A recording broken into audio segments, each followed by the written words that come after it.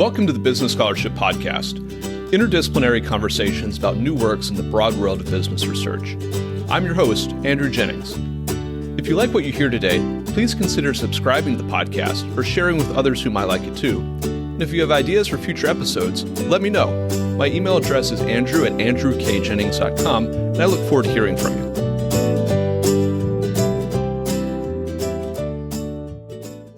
Our guests today are Eldar Maksymov, Assistant Professor of Accountancy at Arizona State University, and Matthew Iggy, Assistant Professor of Accounting at Texas A&M University. We'll be discussing their paper, The Revival of Large Consulting Practices at the Big Four in Audit Quality, which they co-authored with Dane Donaldson of the University of Iowa and Andy Imdick of the University of Notre Dame. I'll add a link to the paper in the show notes for today's episode. Eldar, Matt, welcome to the Business Scholarship Podcast. Thanks for having us. Thanks, Andrew. So an audit firm, it's implicit in the name of an audit firm, does audit work. It reviews the financial statements, the books and records of companies or other preparers of financial statements, and ensures that they are done in accordance with a set of accounting standards. I wondered if maybe you could give us a little bit of background on the practice of audit firms in providing services that are not audit services, that are perhaps adjacent or related in some way, but are not audit services themselves. And maybe if you could talk about some of the potential problems with that practice, some of the historical controversy around that practice, and the regulatory response that we've seen to audit firms providing non-audit services. Sure. This is Eldar. I will start this off, and then Matt will come in and correct any errors I have made, which is the usual practice for us working together.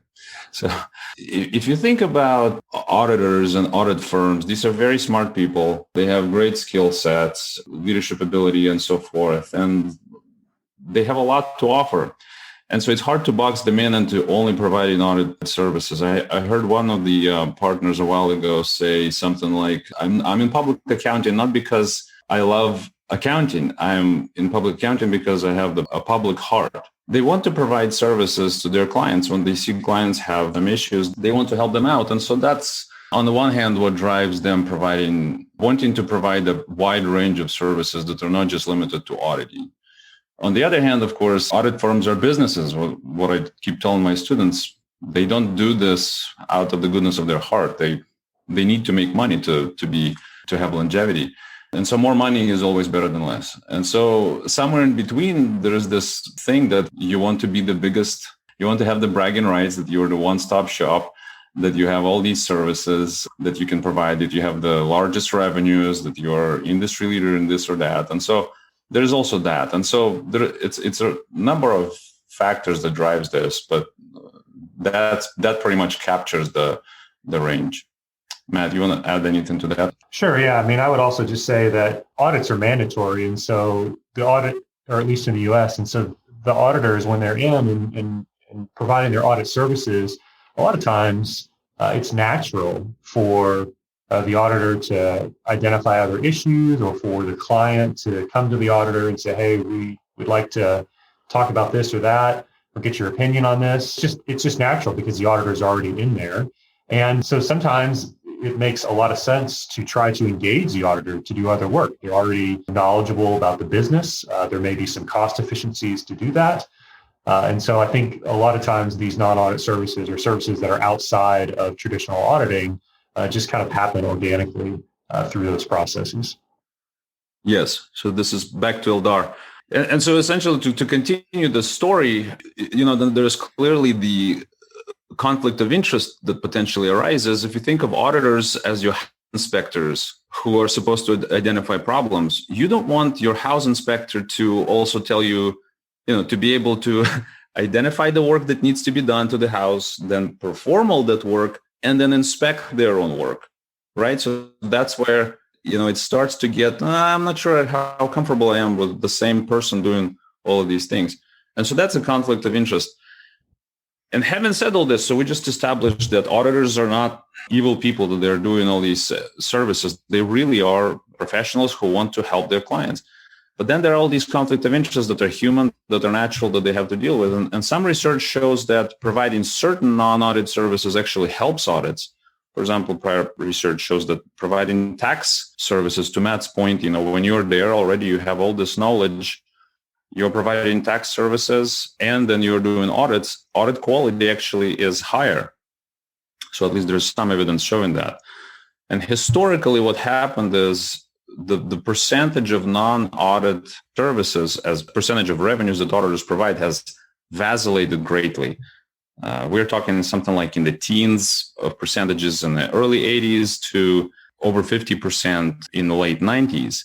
And the profession regulated itself. They created American Institute of Certified Public Accountants that essentially provided all the standards requiring independence of auditors from their audit clients.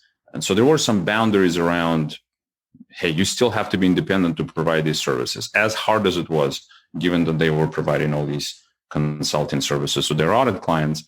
But then something didn't work. As I said, the percentage of consulting services was around 50% across the largest firms in the late 90s. And so as a result of that, potentially as a result of that, in the early 2000s, this Enron and Arthur Andersen saga broke out. There were many other scandals, but many commentators later said that perhaps the shift in culture from focusing on audit quality, from professionalism to commercialism. And the commentators and academics have been observing that there's something that happens, that there's a big difference in mindset between auditing and consulting. And when a partner has to deal with not just auditing, but also all of a sudden there's consulting added to the mix, whether it's because the office is growing consulting practice or whether it is because the partner has the ability to sell consulting services to even non-audit clients. There's something that happens to the mindset that goes to commercialism away from audit quality potentially. And so that badly misfired. The Congress stepped in, created Sarbanes-Oxley Act of 2002 that, among other requirements, prohibited auditors of public companies from providing most consulting services to their public company clients. And so from then on, the firms decided that they need to sell their consulting practices now because they can't do everything they want. And the three of them, PwC, EY, KPMG, they ended up selling their consulting practices. Arthur Andersen is already out of the picture, but they were the very first to start selling their consulting practice for different reasons. And so now there is one firm that's left is Deloitte. They didn't manage to sell their practice before market conditions deteriorated. And now they had to make a decision what to do. And they decided, hey, we're just going to provide consulting services to companies we don't audit. And they had to deal with a lot of issues around independence, and they managed to work those out. Now, other audit firms are watching this and they're saying, hey, it turns out we can do this. So they started growing their consulting practices again from scratch. So Deloitte had a little bit of was a little bit of a head. How do you grow it super fast? You buy other consulting practices. And so that essentially brings us to where we are now and to our paper, in that the big four are in a race, as it seems, to grow their consulting practices by acquisition.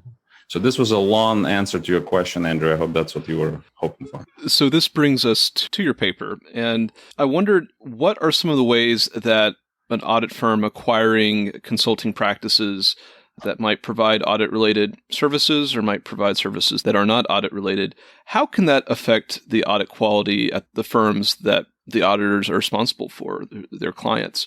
And beyond some of the theoretical possibilities of those effects, what does the prior literature have to say about that? Yeah, so this is Matt. Eldar alluded to this a little bit before, but I'll try to quickly summarize and move on. So before we talk about exactly what would happen in an acquisition, I think it's good to just think about non-audit services themselves. So traditionally, there's kind of two angles to think about when we're thinking about how non-audit services could affect audit quality. One is this idea that it could impair independence. So essentially, I think the easiest example of this is if you think about a client or an auditor who sells a big non-audit services job to a client, well, they may become worried about that part of the work, more worried about that than the audit itself. And if that happens, then perhaps the auditor is willing to compromise a little bit on audit quality in order to keep that large consulting or non-audit service type job. Related to that, it's also possible that in performing that non-audit service job or that consulting job, their mindset shifts kind of more towards like an advisor type mindset or a consulting type mindset, or a lot of people would talk about this in the words, or they'd use the words, an advocate of the client. And when they do that, they become less able to maintain kind of the objective mindset or that independent mindset that is required of auditors. So that's kind of the negative side of it. The more positive side of it would say, look, if the auditor can come in and do other work, then they know a whole lot more about the client. And so if they know a lot more about that client, then there can be this knowledge spillover. In other words, they can do a better job of auditing because they're getting essentially paid to do all this extra work that gives them more knowledge about the client. And so the literature historically has not examined the acquisition angle that we've looked at. And so I'll get to that in a minute. But the literature that has examined non-audit services specifically provided to audit clients traditionally has not found evidence that independence is impaired. In other words, there's not really much evidence at all that restatement rates would be higher, for example, when non-audit services are higher. However, there's a little bit of evidence that perception of independence is a problem. So in other words, if you look at stock market reactions, those are a little lower for clients when the clients are paying a lot of non-audit services. So there is perhaps a perception problem, but not necessarily, there's not very much evidence that there's actually true independence impairment. Now, with this literature, there was also concerns too that these non-audit services could affect the overall firm culture, but I haven't seen many of those arguments being made in the prior literature that specifically examine non-audit services being provided to audit clients.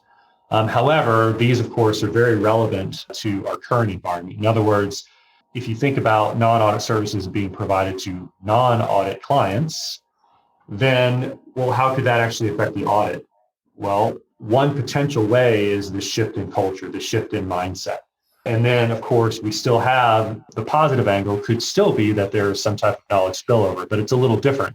It's not that all of a sudden you do this non-audit work and you know more about your client. It's more about if I'm providing a lot of non-audit services in an area that's relevant to the audit, well, then that could help me do better audits. So as a simple example, if you do a lot of work in some type of technology, like an enterprise resource managing system or some type of technology that is relevant to the audit, data analytics, things like that, if you do a lot of work in that area, that can, of course, help you do better audits because audits use those similar types of technologies or they audit those types of technologies.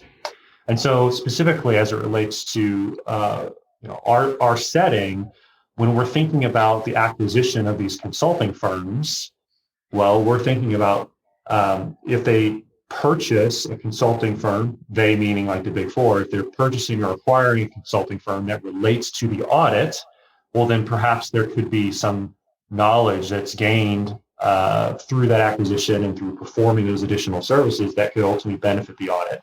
Conversely, if they purchase an acquisition that is not related to the audit, well, we don't see that there's much ability for it to positively affect the audit or audit quality through knowledge. So perhaps that's a situation where the culture issue kind of dominates and there's actually more of a negative effect because the Big Four or the firm is now focusing more on kind of these non-audit services and shifting the culture a little bit.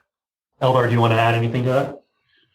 Yes. One thing I wanted to add to what Matt just beautifully described is that there is a tension in all of this because regardless of what type of consultant practice this is, whether it's related to audit and can provide all these expertise spillovers or not, there is this potential culture effect, right? They're still consultants, whether they're audit related or not, and that's just a different mindset. And so the question is, does this potential expertise spillover, is it greater than the negative potential effects of the culture spillover, if you will?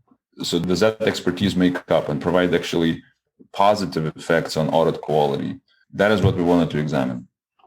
So I think that sets up the background of this M&A process of consulting services being acquired by audit firms really well, and also lays out the possibility that some of these acquisitions could have positive effects for audit quality and others might have not so positive effects for audit quality.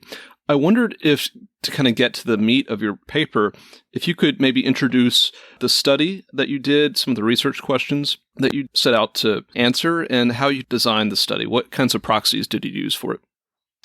Yeah, so this is Matt again. So specifically, if we think about the big research question, we wanted to examine whether audit firm growth by consulting firm acquisition and whether that's associated with audit quality. We are focusing on the impact at the audit office level.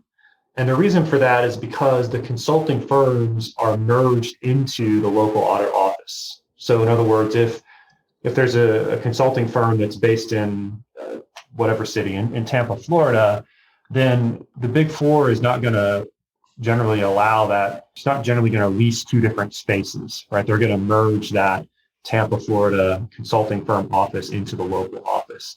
And so these acquisitions can act as a shock to that local office, essentially, specifically a shock from a culture perspective as well as from an expertise perspective. And so that's kind of why we chose this setting.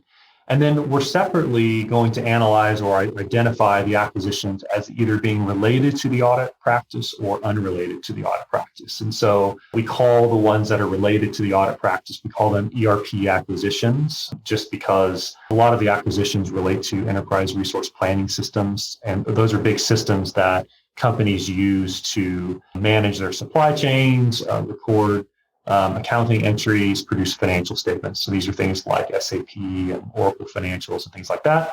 And then we also, within these ERP acquisitions, we also identified data analytics type acquisitions. So we basically are saying these things are very much related to the audit. This type of knowledge would help the audit. So those are the audit-related acquisitions. And then we have the ones that are unrelated. And those are all sorts of things. They're acquisitions related to strategy or proxy advising or things like that.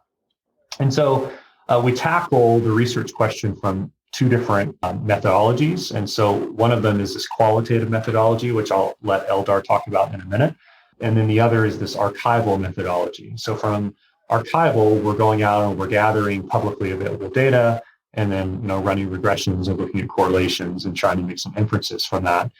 So from a research design perspective on the archival side, what we can do here is we can take advantage of the staggered nature of the acquisitions. And essentially that lets us do what's called a generalized difference in differences design.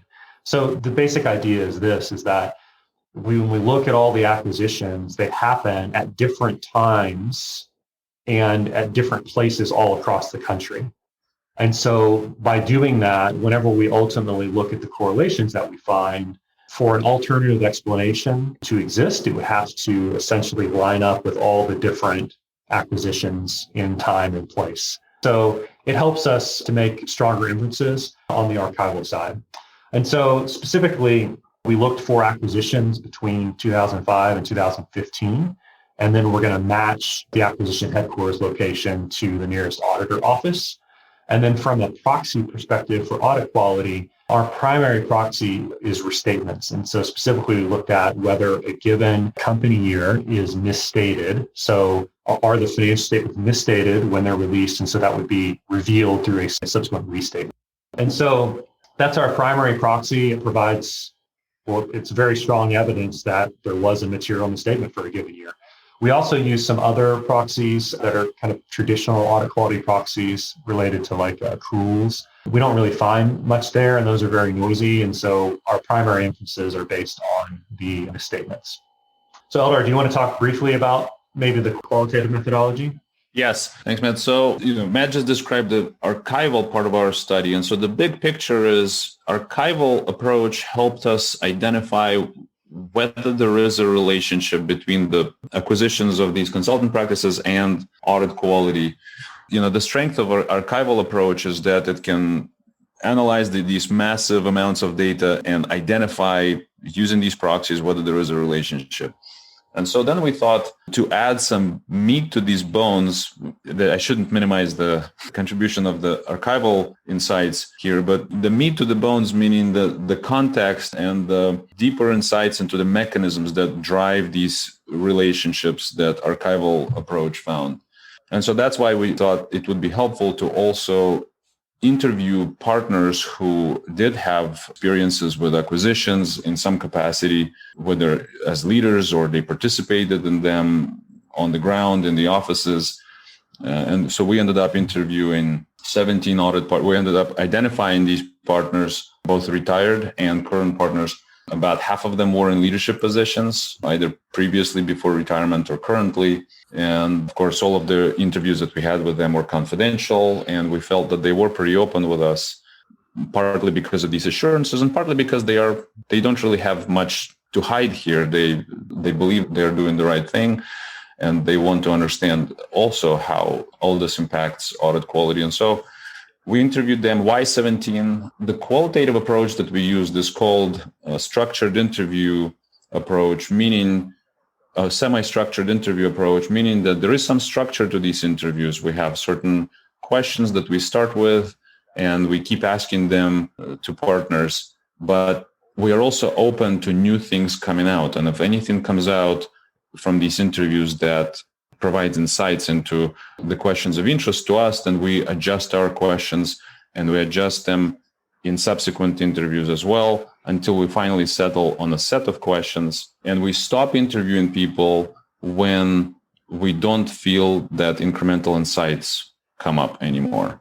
And so 17 felt like, we've interviewed a couple of partners before that, and we're pretty much starting to get the same things that we've heard before. So you had the two pieces of this study, the archival empirical side and the qualitative interviews. I wonder if you can maybe discuss a little bit about what you found. Does M&A activity by audit firms improve or does it harm audit quality? And how should we be thinking about those findings in terms of the technical, the professionalism, or the policy areas? Yeah, so this is Matt. On the archival side, what we found was that after there was a non-audit related acquisition, we actually found that there was a higher likelihood of misstatement. And so this held for kind of severe type restatements as well as non-severe. And then on the audit related acquisition side, we actually found that there was a lower likelihood of restatement or of having a misstated year. And that was specifically driven by some of the more severe types of misstatements. And then we also looked a little bit about kind of at the timing. And so the timing of the effect, it was a little surprising to us, but on the negative side, it was actually present very soon, like in T+1 in the next year. So essentially, when I mean a negative effect, the negative effect of the non-audit related acquisition. So what we found then is that when there was this non-audit related acquisition, it seemed like the likelihood of misstatement increased almost immediately, suggesting that the culture effects at the office happened fairly quickly, which were a little surprising to us.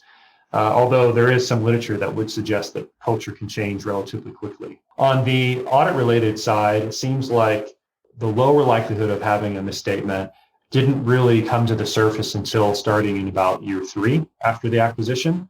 And so this would suggest that this kind of knowledge or expertise effect would take a little bit of time to actually matter. So those are really kind of the main findings on kind of the archival side. Maybe Eldar can talk a little bit about the qualitative side from the interviews. So on the qualitative side, we essentially asked 3 questions. And we did that to, number one, understand the mechanisms a little better underneath the findings that Matt just described, understand what's driving it. And number 2, add some context so we can understand why is this happening and in what circumstances it's happening and so forth. So the first question we asked was why and how do Big 4 firms acquire consulting practices? And what we consistently kept hearing is that partners do believe that they do it to gain expertise. So Matt mentioned that, there are non-audit related acquisitions and audit related, but partners specifically believe and focus on expertise acquisition. So they view it as an acquisition of expertise. And number 2, of course, is to increase revenue. And then we asked them, so how do these acquisitions affect office audit expertise and subsequently audit quality, if it does? And what we heard is partners were very passionate and confident about this, that it does provide them networks firm, particularly in the office that they are in, because, hey, they can just walk down the hall and talk to somebody whom they just met at the firm function the other day. and ask them about application controls, analyzing data, cybersecurity, and so forth. Then maybe that leads to some further collaboration. Maybe they even ask out that expert or their team to their audit team. And as a result, they end up with better audit quality. And Matt mentioned that in archival results, we found that these effects of expertise seem to take a little longer than the effects of culture. And one of the reasons, and this was granted after the fact, that as we were doing these interviews, we started gaining some sense for it. It might take just longer for people to establish these relationships, to get comfortable with each other, to learn about what expertise is available, what these people are willing to do. So it might take time. On the third question that we asked, related to audit culture, how do acquisitions affect office audit culture and subsequently audit quality, if there are such effects? And this is where things got interesting. And I have to explain, we keep talking about culture, but it's a very elusive concept. And so the way we define it, based on the prior literature, essentially is a set of shared behavioral norms that define organizations and influence their practices. So it's a very broad definition, a set of shared behavioral norms. And there are various factors that affect it. And what partners told us is one of the things that happens when acquisition is made, it's a huge distraction to everybody. And first and foremost, leaders of the office. You know, if you have a question, you need some resource, you need advice, you need some involvement of top leaders, they can be helpful to you as an audit practitioner. But if they are now distracted by trying to integrate this huge consulting practice that they just acquired, takes away their attention from you, from perhaps your needs, and it starts to shift your mindset. Hey, you know, maybe this is not as important as I thought. Maybe this is okay. That mindset now shifts away from professionalism, focusing any cost we need to increase audit quality, to commercialism. Hey, we have to help out these people that we just brought into our office. We have to make sure that they are prospering in our office. We just spend a lot of money. So it's culture of commercialism is starting to set in. And so that's what happened. And that could happen pretty quickly. These distractions, the shift in attention, partners are asked to help integrate this new acquisition that was just made, the new principals, partners of the consulting firm. And that potentially is what affects audit quality. What closing takeaways or thoughts might you offer to our listeners about this conversation or the paper? And are there any kind of open areas of research or open questions that you're still thinking about? Yeah, so, I would say that overall, our evidence suggests that the acquisition activity of the Big Four could have positive and negative effects on audit quality. And I think sometimes that's hard to, I think people, want to have like a definitive answer, but I think this really does suggest that it kind of depends, and that, this kind of speaks to the challenges of running an audit firm, and specifically kind of the challenges of our capital market. And ultimately, kind of absolutist views that revenue growth through kind of this consulting activity is either good or bad for audit quality appears to be kind of simplistic. And, as we look out to the world, we see a lot of different jurisdictions handling these types of issues with audit firms in lots of different ways. So just as an example, I think it was last month that there was a UK regulator, the regulator that has authority with the audit firms. They told the audit firms that they need to separate their audit practices from the rest of their firms by 2024. So the idea is that, that audit practice needs to be kind of insulated, needs to have its own P&L. Those audit partners need to spend the majority of time on, their audit clients, and there shouldn't be any kind of subsidizing across practices. And so that's how the UK is handling it. And so, our paper can't really speak to what's the best way to handle these types of things. I think the unique thing about the paper is that we actually, I think, are one of the first to find kind of a possible negative effect from non-audit services. And then we find, a potential positive effect as well, which is not something that is very common in the literature either. So I think overall, our paper just provides kind of more fodder to think about and some evidence around the different channels that, regulators have been thinking about related to how non-audit services could affect audit quality. This is Eldar. To add to Matt's point, there are some sort of takeaways that we do hope that practitioners, academics, and other interested parties think about. I mentioned at the beginning that right before the whole Enron debacle, firms increased their revenue percentage from non-audit services to about 50%, from low teens in the 80s. Today, we're back to way over 50%. In fact, if you compare non-audit services to the overall revenue of these, what we still call audit firms, it's now about 2/3. 2/3 are non-audit services across the big four. And then you need to ask yourself, are these audit firms anymore? They are now professional services firms that also provide audit services. And what we found, as mentioned, is there is potential expertise spillover, and that is why these non-audit services could be good for auditing. But now the world is a changing place. So right now we are in pandemic. We don't know when things will get back to normal. But some of these mechanisms that we described and learned from the partners were before the pandemic. And this is, we heard statements such as, it's a lot easier for me to walk down the hall. Well, guess what? You can't walk down the hall anymore. At least it's not a normal occurrence anymore. So these effects potentially of the expertise spillover could be weakened.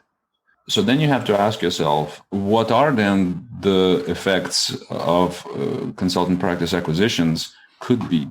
One thing we definitely don't know and couldn't identify is how non-audit related consulting practices could help audits. There's not even an intuitive theoretical mechanism that we could identify how they could help. In fact, we found in our paper that they potentially hurt audit quality. And as Matt mentioned, whether that is, we can't really hang our hat on. We have some evidence. More research would be helpful, as with any research finding. But what we do feel very confident about, there's definitely no way that it could help audit quality. So that is what I think the firms need to think about and focus on the fact that for the practices that they acquire that are related to audit, they need to make sure that, especially in these changing environments, they provide mechanisms for audit practitioners to take advantage of that expertise that becomes available so they could take advantage of the positive effects of these acquisitions. We also suggest that future research examines things like partner incentive structure and how does acquisition of consultant practices affect their incentive structure. Anecdotally, partners seem to think that consulting revenue helps them. But again, anecdotally, because some of our partners talked about who were in high leadership positions, that this is not the case. In fact, they believe that audit practice subsidizes consultants in bad years, but in good years, guess what? Consultants want to get paid more or they just leave. And so as a result, the profit part, even though the revenue part may be huge, the profitability part that all partners have to share may not actually be helping partners. So these are interesting questions for future research. And we hope that our paper helps academics, practitioners, and whoever else might be a stakeholder in this interesting area. Our guests today have been Eldar Maksymov, Assistant Professor of Accountancy at Arizona State University, and Matthew Iggy, Assistant Professor of Accounting at Texas A&M University. We've discussed their paper, The Revival of Large Consulting Practices at the Big Four and Audit Quality, which they co-authored with Dane Donaldson at the University of Iowa and Andy Imdick of the University of Notre Dame. I'll add a link to the paper in the show notes for today's episode. Eldar, Matt, thank you for joining the Business Scholarship Podcast. Thank you. Thanks, Andrew. Thank you for listening to another episode of the Business Scholarship Podcast. If you like what you heard, please consider subscribing to the podcast or leaving a rating on your favorite podcast app, or let other people know about it too. If you have suggestions for future episodes, please let me know. My email address is andrew@andrewkjennings.com, and I look forward to hearing from you. Until the next time, I'm your host, Andrew Jennings.